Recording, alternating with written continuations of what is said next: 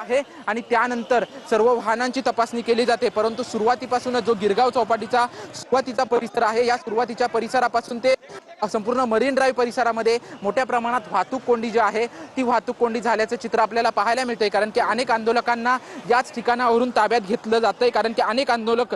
गनिमिकावा करत रेल्वेने निवृत्ती थेट आपण जाऊयात गिरीश गायकवाड आमचे प्रतिनिधी ज्या ठिकाणी आता डोंगरी पोलीस ठाण्याच्या बाहेर आहेत। गिरीश, सगळ्याच नेत्यांना आता डोंगरी पोलीस ठाण्यामध्ये आणण्यात आलेलं आहे, काय त्यांच्या प्रतिक्रिया होत्या?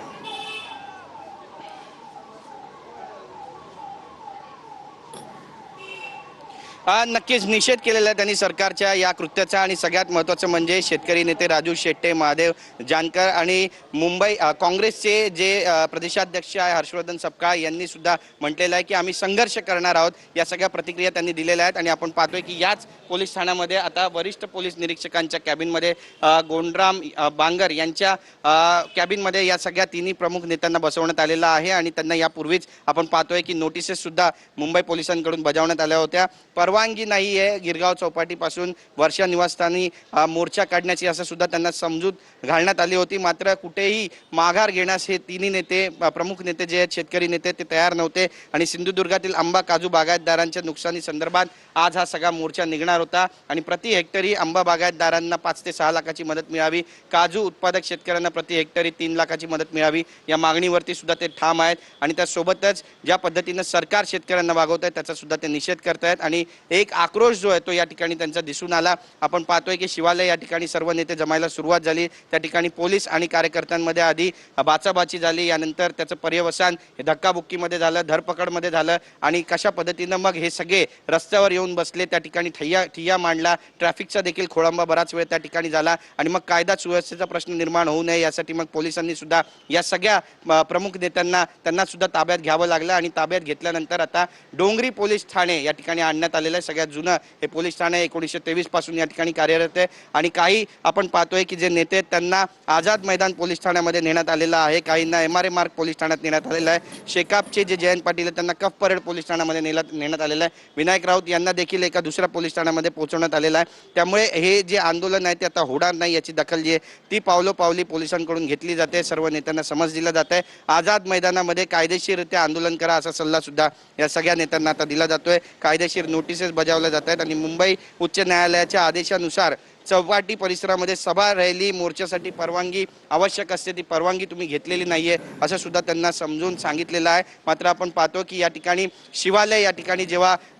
कार्यकर्त्यांकडून शेतकरी आंदोलकांकडून पोलिसांवर निषेध म्हणून आंबे भिरकावण्यात आले त्यावेळी पोलिसांनी सुद्धा तितकीच संयमाची भूमिका घेतली आणि या सगळ्या कार्यकर्त्यांना समज देण्याचा सुद्धा प्रयत्न केला आणि मग जेव्हा हे ऐकले नाही त्यावेळी मग जेव्हा हे आपल्या मागणीवरती ठाम राहिले की आम्ही मोर्चा काढणारच आणि आम्ही इथून मोर्चा काढत नाही तर आम्ही गिरगाववरून मोर्चा काढणार आहोत, इथे आमची धरपकड करण्याचं कारण काय असा सवाल सुद्धा या निमित्तानं त्या ठिकाणी उपस्थित करण्यात आला होता। मात्र या सगळ्याच दरम्यान जे वातावरण आहे ते कुठेतरी चिघळलं आणि मग या सगळ्यांना पोलिसांना ताब्यात घ्यावं लागलं आणि ताब्यात घेतल्यानंतर हे सगळे शेतकरी आंदोलक आहेत ते आता मुंबईच्या विविध पोलीस ठाण्यामध्ये मुंबई शहराच्याच विविध पोलीस ठाण्यामध्ये नेले जात आहेत आणि भारतीय नागरिक सुरक्षा संहिता 2023 अंतर्गत या सगळ्यांना आता पुन्हा एकदा नोटिसेस दिल्या जाणार आहेत आणि यांना समज देऊन आता पुढे सोडलं जाणार आहे का हे सुद्धा पाहणं तितकंच महत्त्वाचं ठरणार आहे। पण TV9 या सगळ्या घटनेचा पाठपुरावा करत असताना ज्यावेळी डोंगरी पोलीस ठाण्यामध्ये हे सगळे शेतकरी नेते पोहोचले त्यावेळी त्यांनी आपली प्रतिक्रिया दिली आणि आपण पाहतोय की त्या ठिकाणी बऱ्याच नेत्यांनी सांगितलं की आम्ही संघर्ष करणार आहे, तर दुसरीकडे सांगितलं की ही दमदाटीशाही आहे, दडपशाही आहे आणि याचा आम्ही विरोध करतच राहणार, रस्त्यावर उतरणार, रस्त्यावरची लढाई लढणार, शेतकऱ्यांसाठी सरकार काही करत नाही असा सुद्धा एक जो सूर आहे तो सुद्धा आपल्याला या ठिकाणी पाहायला मिळाला। तर एकंदरीतच आपण पाहतोय की डोंगरी पोलीस ठाण्यामध्ये पोलिसांचा जो बंदोबस्त आहे तो सुद्धा काही अंश वाढवण्यात आलेला आहे आणि आता वरिष्ठ पोलीस निरीक्षकांच्या कॅबिनमध्ये या तिन्ही प्रमुख नेत्यांना ठेवण्यात आलेलं आहे। यांना नेमकी काय समज दिली जाणार आहे हे सुद्धा पाहणं तितकंच महत्त्वाचं ठरणार आहे। निखिला,